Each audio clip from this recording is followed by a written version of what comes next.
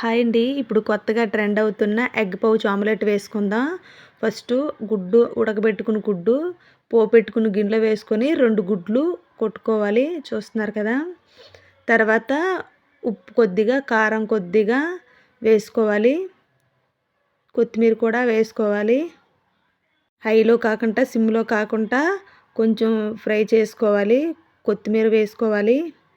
చూస్తున్నారు కదా! నీట్‌గా తిప్పుకోవాలన్నమాట. స్లోగా ఫాస్ట్‌గా తిప్పామంటే ముక్కలైపోద్ది. తర్వాత మసాలా కొద్దిగా వేసుకోవాలి. ఈ ఎగ్ పఫ్‌ని కొంచెం నీట్‌గా స్లోగా తిప్పుకోవాలి. చూస్తున్నారు కదా! ఫాస్ట్‌గా తిప్పామంటే ముక్కలైపోద్ది. తర్వాత కొంచెం దీని మీద ఉప్పు, కారం, కొంచెం కొత్తిమీర చల్లుకోవాలి. దీనివల్ల టేస్ట్ అయితే సూపర్‌గా ఉంటుందండి. కొత్తగా ట్రెండ్ అవుతుంది. మేము ట్రై చేసామండి. టేస్ట్ అయితే మాత్రం సూపర్‌గా ఉందండి.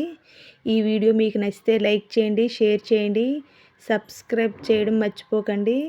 కొత్తగా ట్రెండ్ అవుతున్న ఎగ్ పఫ్‌ని మీరు ట్రై చేయండి.